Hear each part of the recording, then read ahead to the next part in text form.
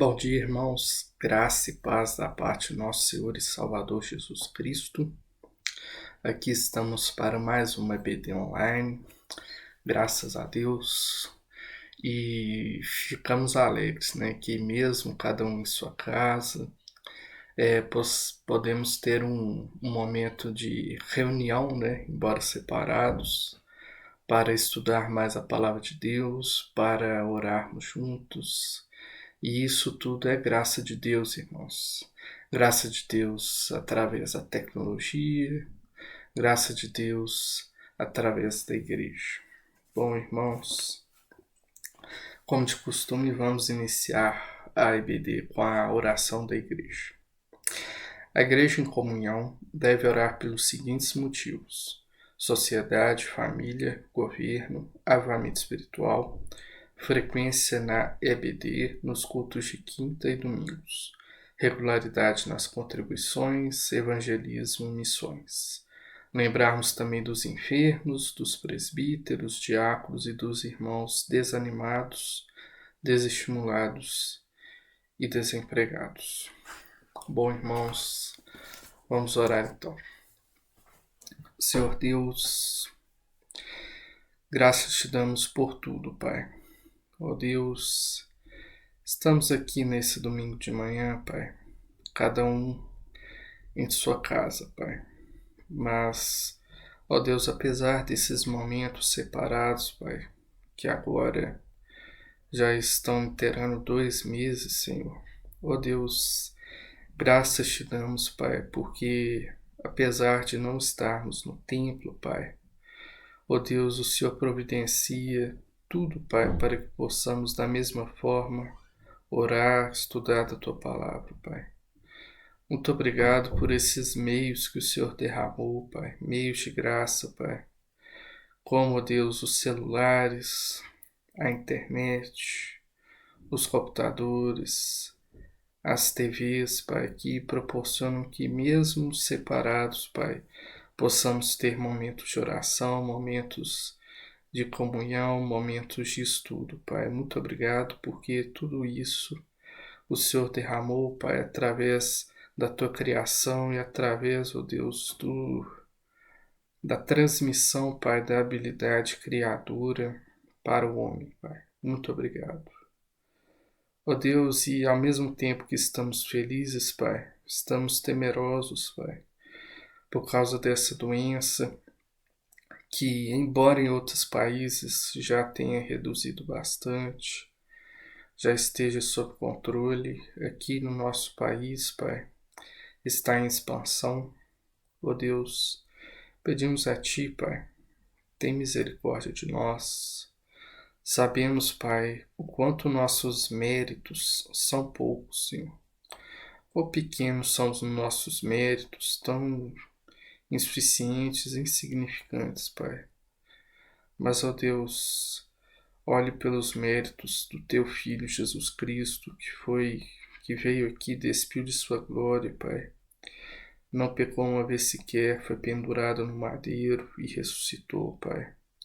Ó Deus, tenha misericórdia da Tua igreja, Pai. Tenha misericórdia, Pai, do povo brasileiro. Tenha misericórdia, Pai, dos pecados da nação brasileira, Pai. Porque somos adúlteros, somos mentirosos, corruptos. Em tudo queremos ganhar vantagem, Pai. Tem misericórdia de nós, Pai. Tem misericórdia de nós. Ó Deus, também queremos te pedir pela igreja. Ó Deus, abençoe a liderança, Pai. Fortaleça os irmãos, Pai. Os presbíteros, ó Deus, o pastor Marcelo, presbítero Daniel, Moreira, Pai. Abençoa-os, Pai, com o conhecimento que vem de Ti. Pedimos a Ti pelos diáconos, Pai. O Senhor os abençoe. Pedimos a Ti por cada família da igreja, Pai. Ó Deus, tem misericórdia de nós, Pai. Aviva a Tua igreja. Ó Deus, e pedimos a Ti por essa escola bíblica dominical, Pai. Ó Deus, que possamos entender mais da Tua Escritura, Pai, iluminados pelo Teu Santo Espírito. Pedimos a Ti que o Teu Espírito, Pai, doce professor, esteja conosco nesse estudo. Ó Deus, isso oramos no nome do Teu Filho Jesus. Amém. Bom, irmãos, agora vamos então para a nossa 28ª aula do tema Panorama Bíblico. Bom, irmãos, essa aula eu espero que seja um pouco mais curta. Nela nós vamos fazer apenas uma introdução aos livros poéticos e também uma pequena introdução ao livro de Jó. Bom, irmãos, na aula passada, como os irmãos bem lembram, nós vimos e terminamos o livro de Esther.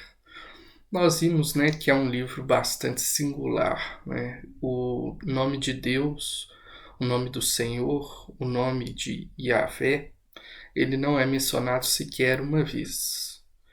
Nós vimos a história do livro de Esther, que Esther ali é escolhida rainha por causa de sua beleza, e Esther era órfã, foi criada por seu primo Mordecai. Ali Amã, um pagão, arma uma emboscada contra o povo de Deus para exterminar todo o povo de Deus do Império Persa. E ali a história mostra que Esther diligentemente usou sua função de rainha para interceder pelo seu povo, para ajudar o seu povo. E ali o decreto real é revogado através de um outro decreto para que o povo pudesse se defender diante das ameaças, e o povo de Deus então é libertado através da rainha Esther. Bom, irmãos, nós vimos que apesar do livro de Esther não dizer o livro de Deus uma vez, dizer o nome de Deus uma vez sequer, nós vemos que Deus é o personagem principal da história de Esther, através da sua providência que governou toda a situação da rainha Esther, de seu primo Mordecai, do povo de Deus, e Deus abençoou grandemente a nação. Nós vimos também, aplicando o conhecimento que nós podemos adquirir do livro de Esther, a resolução vamos dizer assim, da aparente dicotomia, do aparente conflito entre a soberania de Deus e a responsabilidade humana. Nós vimos que o livro de Esther enfatizou muito a responsabilidade humana, o papel de Esther, o papel de Mordecai, o papel de Amã, o papel do povo de Deus, o papel do Império Persa. Porém, nós vemos que a soberania de Deus estava sobre a situação. Esther era responsável como rainha? Era responsável. Mordecai era responsável? Era. Amã era responsável. O rei Assuero era responsável. Porém, Deus governa toda a história. Isso aparentemente é conflitante para a nossa mente limitada de seres criados. Porém, é assim que Deus controla a história e dá responsabilidade para o homem. Bom, irmãos, o livro de Esther, como nós vimos, é um livro muito rico. E nós terminamos ele na aula passada. Mas, muito mais do que terminar o livro de Esther, nós terminamos o bloco dos livros históricos. Então, fazendo uma breve recapitulação dos livros históricos, nós vimos então a história da nação de Israel, desde a morte de Moisés até o retorno do exílio. Nós vimos também, ao ver toda essa história, nós vimos a unidade literária que existe entre esses livros. Ou seja, a narrativa ela é contínua, nós vimos que existe uma quebra entre a narrativa de Reis e 2 Samuel, 1 Samuel e a narrativa de Crônicas, as duas contam o mesmo período histórico, porém não contêm divergências. Isso que é importante ressaltar na unidade dos livros históricos. eles formam um todo coeso, um todo que nos permite ver a história de Israel não só de um ponto de vista, mas de vários pontos de vista, o que enriquece a nossa compreensão de forma muito grande. E essa unidade também serve para rebater os críticos, né? Porque os críticos da Bíblia, os incrédulos, dizem que a Bíblia é cheia de erros, dizem que a Bíblia foi escrita por autores levianos, a Bíblia tem erros literários, e nós vimos, irmãos, através do estudo dos livros históricos, que isso não procede. Os críticos podem ser claramente rebatidos e refutados através do estudo e da compreensão da Escritura e também, irmãos, com a iluminação do Espírito Santo. Nós vimos nos livros históricos o período da conquista de Josué, como Deus abençoou a nação na conquista da terra prometida, que tinha sido prometida a Abraão e sua descendência. Agora a descendência de Abraão vai, e o livro de Josué narra essa conquista. Nós vimos o conturbado período de Juízes, período em que Israel não tinha uma liderança humana muito bem visível, né? Tinha a liderança e o reinado de Deus, que é o rei da nação e hoje é o rei da igreja, mas o povo não compreendeu isso e pediu um rei, né? Depois do período de Juízes. Nós vimos o último juiz, Samuel, e justamente a Samuel, que foi o último juiz, a nação pediu por um rei. E nós sabemos o que isso significava. A nação queria ser igual às demais, rejeitando o chamado de Deus. Deus tinha chamado a nação para ser diferente, para ser separado, para ser santa, para ser diferente das demais nações. Mas a nação de Israel pediu para que ela fosse semelhante às demais, rejeitando o propósito de Deus e assim rejeitando o próprio Deus. E depois disso, Deus concede esse pedido à nação, mesmo sabendo que isso era uma afronta ao seu governo.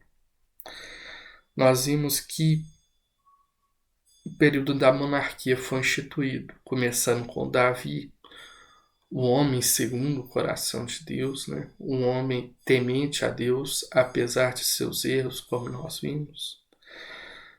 Nós vimos o reinado de seu filho Salomão, que foi grandemente abençoado. Salomão, no seu princípio, era temente a Deus, assim como seu pai, construiu o templo, fortaleceu Israel, né, criou várias alianças. Israel, no tempo de Salomão, era a nação mais bem vista, né, a nação mais temida de todo o Oriente Próximo. Nós vimos, infelizmente, a divisão desse reino, no reino do norte e no reino do sul, com o filho de Salomão, Roboão. Então, infelizmente, toda essa tradição unida, né, da nação de Israel, toda essa bênção de Deus que foi derramada sobre a nação, foi colocada a perder por Salomão com sua idolatria e agora também com a idolatria instituída no Reino do Norte, né, por seu rei Jeroboão, também pela idolatria introduzida por Roboão no Reino do Sul. Nós vimos também a sequência dos reis, né, após Davi e Salomão e a divisão do reino. Nós vimos uma constante, né, a idolatria do povo, a teimosia do povo em servir a Deus. E como resultado dessa idolatria, como o resultado da rejeição a Deus, nós vimos o exílio da nação, a retirada do povo da terra prometida. E também nos livros históricos nós vimos a graciosa volta, o gracioso retorno do povo de Deus para a terra prometida por Deus. Irmãos, em toda essa história que vimos, em todos esses relatos históricos mesmo, né, que nós vimos, nós podemos ver o propósito teológico dos livros históricos. Teologia, nós já vimos, é o conhecimento de Deus. Então, o que nós podemos conhecer de Deus através dos livros históricos, nós exploramos grandemente ao longo desse bloco.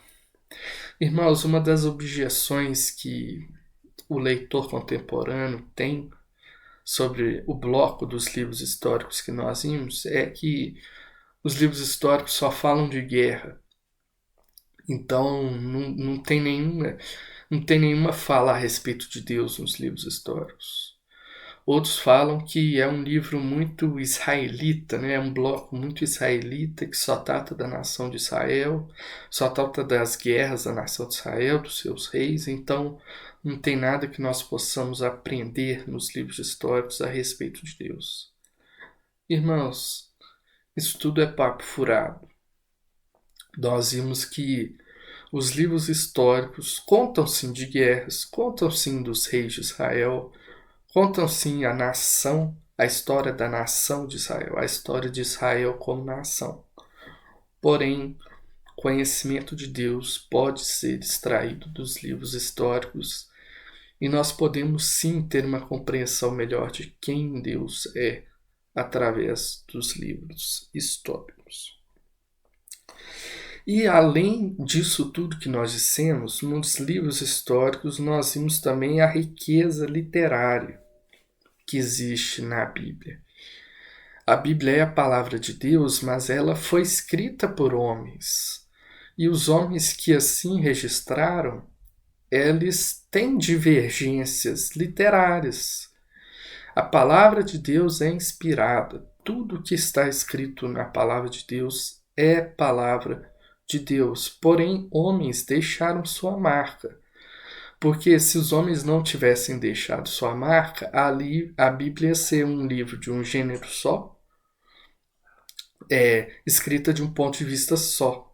Mas não. Nós vimos, por exemplo, o relato de Reis e o relato de Crônicas, o quanto eles tratam a história de Israel de pontos de vista diferentes.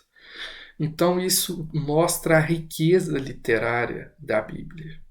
O quanto a Escritura, a palavra de Deus, é rica também em sua literatura.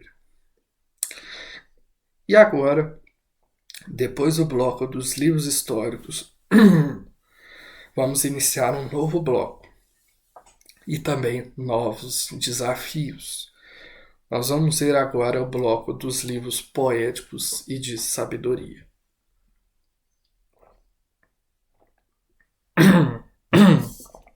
Irmãos,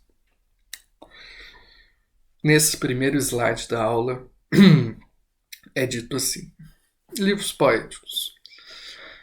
A seção é composta pelos livros Jó, Salmos, Provérbios, Eclesiastes, Cântico dos Cânticos. Então esses são os 5 livros que compõem esse bloco dos livros poéticos e de sabedoria. Jó, Salmos, Provérbios, Eclesiastes e Cântico dos Cânticos. Logo abaixo está escrito: são chamados assim por terem sido escritos em forma poética. Cerca de 1/3 do Antigo Testamento é escrito em versos, é escrito em forma poética. Irmãos, 1/3 do Antigo Testamento é muita coisa que é escrita dessa forma, na forma poética, na forma de poesia. Irmãos, o quanto isso é desafiador para nós. Uma forma de assassinato, a forma da água. Nossa. Irmãos, desculpa, meu celular deu uma loucura nele. Irmãos, o quanto isso é desafiador para nós. O quanto é desafiador. A poesia. Por quê? Porque hoje praticamente a gente não tem mais contato com a poesia. Não temos mais contato. Qual foi a última vez que os irmãos leram poesia? Eu confesso que tem muito tempo que eu não leio poesia. E confesso que praticamente a, a contato que eu tive com a poesia foi quando eu fazia a escola, quando eu cursei o ensino fundamental e quando eu cursei o ensino médio. E também, é claro, na leitura da palavra. O quanto que o gênero poesia é desafiador para nós. Na nossa leitura, a gente costuma ler só Facebook, a ler as postagens no Twitter, alguns costumam ler algumas reportagens, né, na internet, alguns mais antigos costumam comprar um jornal. Né? São esses os contatos que nós temos, mas todos esses contatos são através da prosa, né? Através das narrativas, e não através dos versos, que são a poesia. Então, por isso, a interpretação desses livros, a interpretação da poesia, é tão desafiadora para nós. E, irmãos, o Antigo Testamento é cheio de poesia. 1/3 dele é poesia. E assim, irmãos, nós podemos ver vários exemplos do que a gente já viu de poesia. Por exemplo, no Pentateuco, eu tirei aqui 4 exemplos para a gente. Nós vimos a bênção sacerdotal de Arão. Então, a bênção para o sacerdote Arão foi feita em forma de poesias, foi feita em forma poética, como nós podemos ler lá em Números capítulo 6, versículos 22 a 27. Um segundo exemplo de poesia no bloco do Pentateuco. As canções de louvor. Nós temos um primeiro exemplo com o cântico de Miriam, né, aquele bonito cântico que nós vimos na segunda parte de Êxodo 15, e o cântico de Moisés, que nós vimos na primeira parte do capítulo 15 do livro de Êxodo. Nós vimos o quão bonitos, quão bela foi a poesia, foi a oração feita em forma de poesia de Moisés, e nós vimos também o cântico de Miriam, né, e das mulheres israelitas. Quão rico, quão belo, quanta verdade teológica nós podemos tirar daqueles versos. Um quarto exemplo, as bênçãos de família. Nós vimos Jacó abençoando seus filhos no leito de morte, lá em Gênesis capítulo 49. É escrito em forma de versos. E as profecias, nós vimos Balaão profetizando sobre Israel, lá em Números 23 e Números 24. Ele profetiza em forma de versos, em forma poética. Irmãos, e nos livros históricos nós podemos tirar muitos exemplos também de poesia escrita neles, né? De poesia transcrita nesses livros históricos. Por exemplo, o Cântico de Ana, lá no início do livro de 1 Samuel. Então, são muitos os exemplos que nós já vimos de literatura poética, de versos, de poesia no Antigo Testamento, a parte que nós já vimos no Antigo Testamento. E o bloco dos livros poéticos não chama assim à toa. Ele é majoritariamente escrito em versos. Versos são diferentes de prosa. Eu posso até aqui mostrar para os irmãos, de forma bem invisível, não sei se vai dar certo, mas se os irmãos quiserem ver aí nas suas Bíblias, abram no livro de Jó e vejam o capítulo 1 e 2. Veja o alinhamento da estrutura em prosa. O alinhamento é esse, sem espaçamento da margem. É uma leitura contínua. Agora, os irmãos peguem na sua Bíblia Jó a partir do capítulo número 3. Veja a diferença que há na leitura. Há um espaçamento da margem e há uma métrica escrita na poesia, né? Pelo menos aqui a minha Bíblia traz essa métrica bem fiel. Não sei se a dos irmãos também trazem. Então é essa a diferença básica aí da prosa para a poesia. A poesia é escrita em versos. E, irmãos, vamos então citar a título introdutório apenas algumas características da poesia que ao longo do nosso estudo desses livros, desses 5 livros riquíssimos, inclusive o livro mais longo, né, da Bíblia, o livro de Salmos, nós vamos explorando melhor esses aspectos, mas eu já queria apresentá-los para os irmãos. A primeira característica que eu cito é a estrutura rítmica. O próprio nome já diz. Rítmica, né? Ou seja, que tem ritmo, ou seja, que tem frequência. Então, os versos, eles formam como se fosse um ritmo. Os irmãos, se os irmãos lembram ou sabem, o livro de Salmos, a maioria dos salmos foi escrito para ser cantado. E como é a estrutura de salmos? É a estrutura poética, são versos para serem cantados. Então, a poesia tem essa característica do ritmo. E como que esse ritmo aparece especificamente aqui no nosso caso? Através de paralelismos, ou seja, um versículo muito semelhante ao outro, seja logo em seguida, ou seja, alternado, é o paralelismo. Rimas, embora, irmãos, as rimas sejam muito perdidas. Por quê? Porque esses livros foram escritos originalmente em hebraico. Então as rimas eram em idioma hebraico. Quando vai se traduzir, perde um pouco da riqueza das rimas. Uma segunda característica, então, são as figuras de linguagem. O que são isso, né? De forma bem direta. Figuras de linguagem são uma maneira indireta de dizer alguma coisa. Uma definição bem simples aí para os irmãos. Bom, a maioria eu creio que deve ter visto isso só lá no ensino fundamental, né? Então faz muito tempo aí, né? Bom, alguns exemplos de figura de linguagem. Hipérbole, ou seja, o exagero, né? O exagero para enfatizar alguma característica. Por exemplo, hoje o dia está frio, hoje o dia está um gelo, né? Por exemplo. Então, um exagero, né? Lógico que o dia não está igual a um gelo, mas é um exagero, uma hipérbole.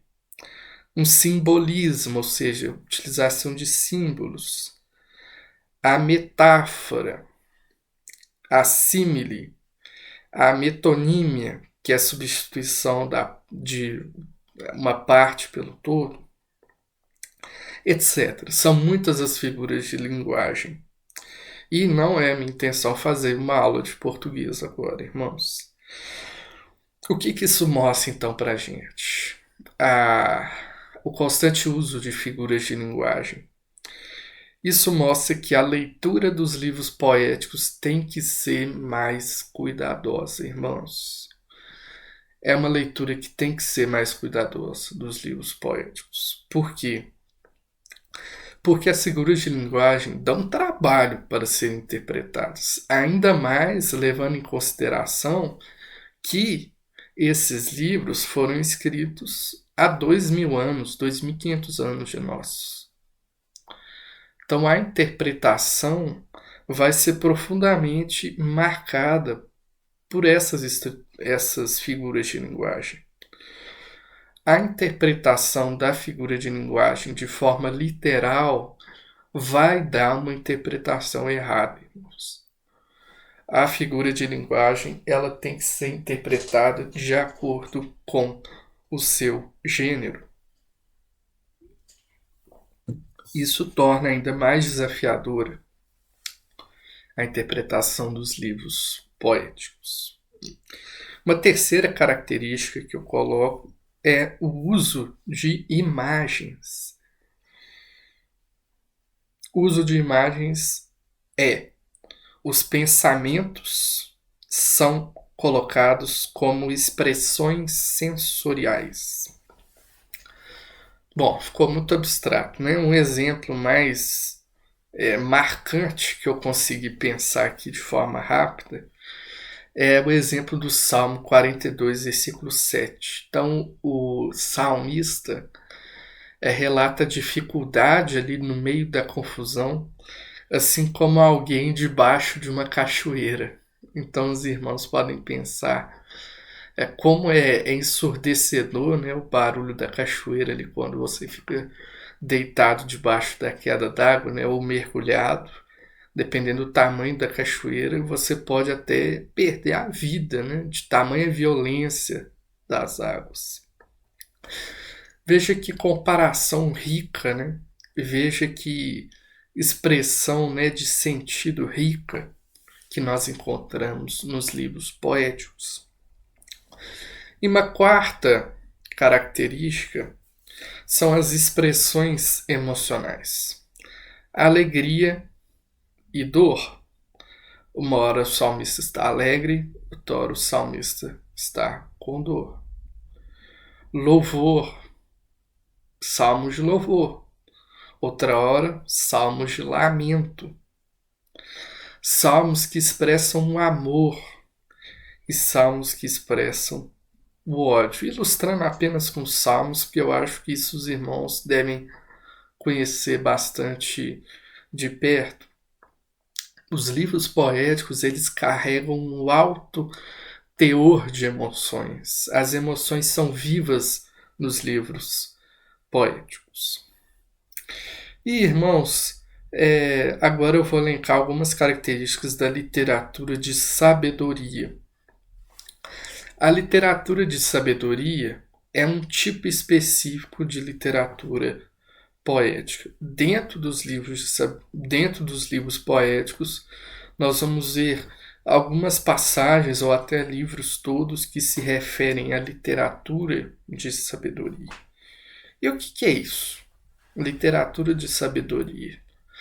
A primeira característica interessante da literatura de sabedoria é justamente entender o que é sabedoria, entender a sua própria definição. Existe a sabedoria no sentido comum. O que é a sabedoria no sentido comum? É relacionado ao conhecimento. Esse homem é muito sábio, então ele sabe muitas coisas. Ou então é porque ele sabe refletir sobre muita coisa. Ou é porque ele sabe dar conselhos muito bons. Isso é um senso comum sobre o que é sabedoria. Sabedoria no sentido bíblico é a compreensão maior da ordem criada. É a compreensão maior, a observação sobre as coisas que acontecem e que existem sob a inspiração do Espírito Santo.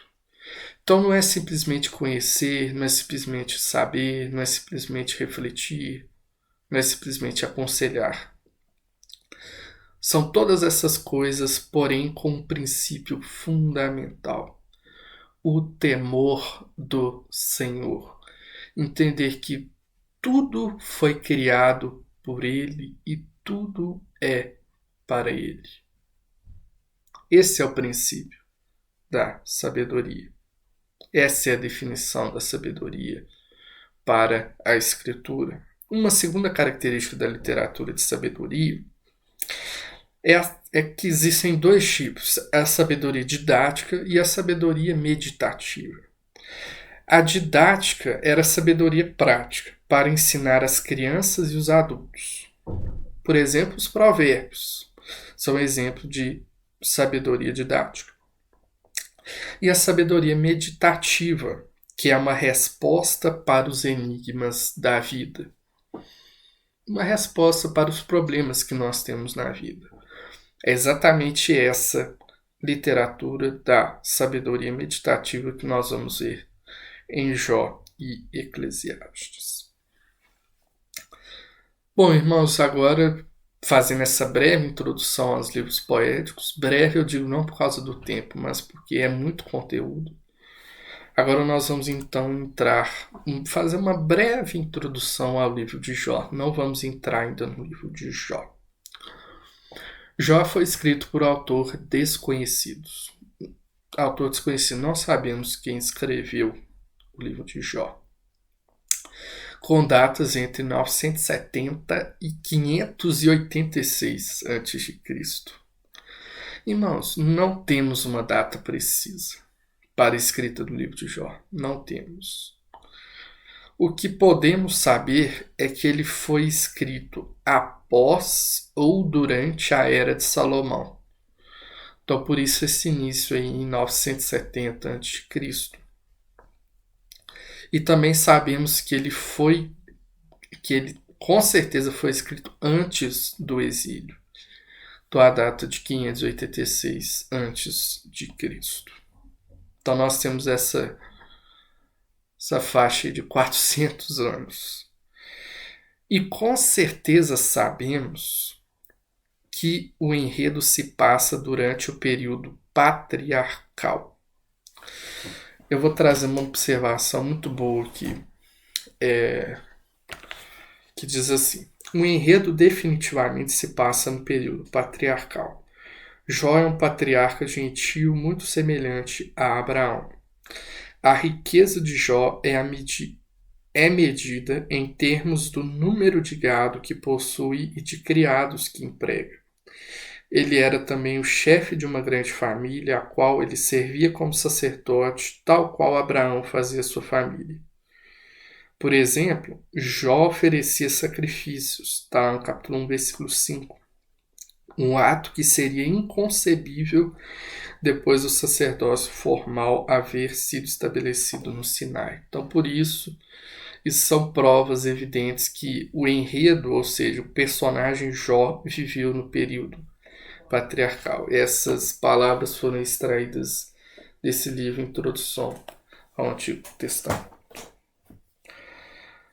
O propósito diz assim: explorar os limites e os usos adequados da sabedoria proverbial tradicional no caso do sofrimento de um justo. Bom, explorar os limites da sabedoria proverbial tradicional, né? Então, o que seria então essa chamada sabedoria proverbial tradicional? É a sabedoria que descreve os ideais de vida e dá as direções para entender o curso normal da experiência humana. Porém, aí vocês podem pensar, né? Todos podemos pensar. Qual era esse ideal? Ele é sempre válido? Irmãos, nós sabemos o que é o ideal. Porém, existem circunstâncias na vida das pessoas. Por exemplo, alguns são pobres, outros são ricos. Uns têm dinheiro e podem abençoar, outros não têm e devem ser abençoados. Uns são feios, outros são bonitos. Uns são estudiosos, outros são práticos. E esse estudioso ou prático se aplica também na profissão. Se aplica também nos dons da igreja, no diaconato e no presbiterato. Então existem essas circunstâncias da vida que são naturais da vida. Ser de Judá ou ser de Manassés, para citar aí um exemplo bíblico. Então são circunstâncias.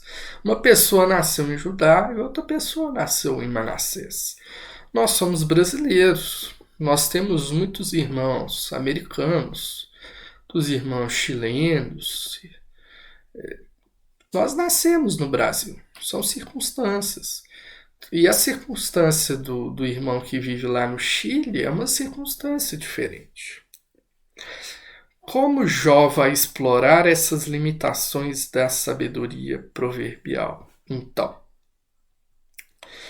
irmãos, o sofrimento é um tema do livro de Jó.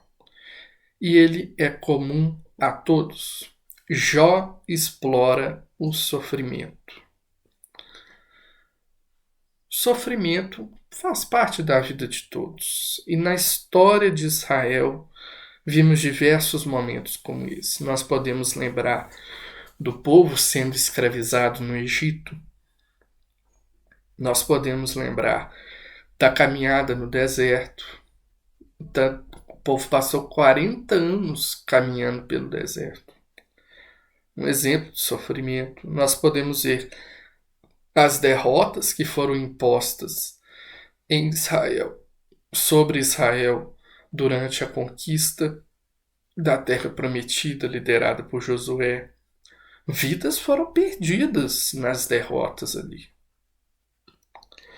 Os problemas com os povos vizinhos, nos tempos dos juízes, nos tempos de Davi, nos tempos de Salomão, em toda a história de Israel, vidas eram perdidas ali. Negócios não eram fechados por causa disso. Vinhas eram destruídas. A população ficava com fome por causa desses conflitos. Veja quanto sofrimento existe também na Escritura. Porém, em todos esses casos que eu citei agora, é claro que o povo era infiel e estava sofrendo os resultados da sua infidelidade. Naquela época, era uma invasão de grupos nômades. Naquela época, eram guerras. Naquela época, era um rei infiel. E hoje em dia, irmãos, o que é? Irmãos, hoje em dia nós temos diversas formas de sofrimento. Hoje nós tem muito em voga, né, o sofrimento psicológico, as doenças. Hoje a nossa vida é muito mais fácil, né, do que na época de Jó. Irmãos, o que é a pandemia? Irmãos, o que é o coronavírus? O que são essas coisas, essas doenças? Irmãos, por favor, abram comigo lá em 2 Samuel, capítulo 24. 1 Samuel, irmãos, desculpa. Não, 2 Samuel mesmo, desculpa. 2 Samuel, capítulo 24. Vamos ler aqui os versículos 11 a 14. Diz assim. O contexto aqui era aquela última ação de Davi que foi levantar o censo. Obviamente, o censo era sagrado para Deus e Davi convocou o censo sem consultar a Deus. Portanto, Davi infligiu a lei de Deus e assim deveria sofrer uma punição por sua desobediência. O versículo 11 inicia assim. Ao levantar-se Davi pela manhã, veio a palavra do Senhor ao profeta Gade, vidente de Davi, dizendo: Vai e diz a Davi: Assim diz o Senhor: 3 coisas te ofereço. Escolhe uma delas, para que ta faça. Veio, pois, Gade a Davi e lhe fez saber, dizendo: Queres que 7 anos de fome te venham à tua terra? Ou que por 3 meses fuja diante de teus inimigos e eles te persigam? Ou que por 3 dias haja uma peste na terra? Irmãos, as doenças são enviadas por juízo de Deus, irmãos. É juízo de Deus. Aqui em Israel, continuando no versículo 14, então Davi disse a Gade: Estou em grande angústia, porém caiamos nas mãos do Senhor, porque muitas são as suas misericórdias. Mas nas mãos dos homens não caio eu. Versículo 15. Então enviou o Senhor a peste a Israel. Irmãos, aqui está o coronavírus de Israel. O versículo diz que morreram 70 mil homens do povo. Irmãos, as doenças, irmãos, as pandemias são resultado do juízo do Senhor. Temos que clamar assim como Davi clamou: tem misericórdia de nós, Senhor, tem misericórdia de nós, porque somos pecadores. Porém, irmãos, no livro de Jó é um pouco diferente. O personagem do livro, Jó, sofre, porém, aparentemente, ele não é a causa de seu sofrimento. Jó era justo e sofria. Jó era justo e sofria. Irmãos, vamos pensar então a sabedoria humana. Tem muitos carros aí que passam com o adesivo gentileza gera gentileza. Irmãos, a gentileza de Jó não gerou gentileza. Vamos pensar no pensamento proverbial tradicional. E como o livro de Jó critica. Quem planta, colhe. Jó não plantou doença. Jó não foi mal. Jó foi justo. O que ele colhia? Doença, miséria. Irmãos, é assim que Jó explora as limitações da sabedoria proverbial tradicional. Jó apresenta uma questão central que permeia todo o livro. Como o justo pode sofrer? Como? Ele é justo porque ele sofre. Ao longo do livro são dadas algumas respostas, e aqui encerrando a aula nós vamos citar as respostas dadas pelos amigos de Jó. As respostas, então, no livro de Jó, essas respostas eram dadas em forma de diálogo, como nós vamos ver na próxima aula.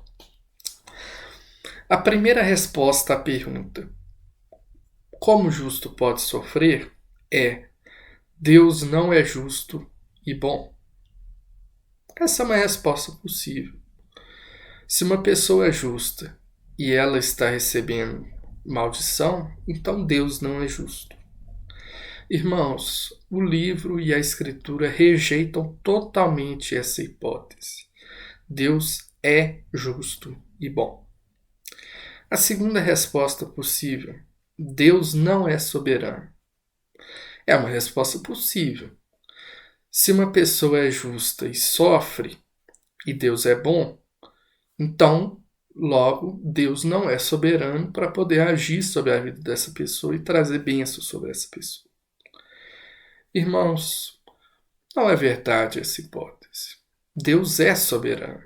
Nós vimos isso muito claramente. E a terceira hipótese, a terceira resposta possível: Deus é justo e bom, mas o ser humano nem sempre consegue entender as obras de sua soberana bondade. Irmãos, que maravilha, que graça que é a mensagem do livro de Jó. Deus é justo, irmão. Deus é justo e bom, irmãos. Porém, nossa cabeça é pequena demais, somos seres criados, não podemos entender totalmente a mente do Criador. Irmãos, descansemos em Deus em meio à pandemia. Descansemos em Deus. Na próxima aula, então, nós vamos entrar no livro de Jó e vamos entender a estrutura do livro de Jó, que é bem diferente dos outros livros, e vamos entender essa mensagem, que Deus é justo e bom, de forma mais profunda. Vamos entender, então, esses limites da sabedoria proverbial tradicional de forma mais profunda. Irmãos, espero que os irmãos estejam bem E vamos descansar no Senhor, irmãos. Continuamos em oração, em nome de Jesus.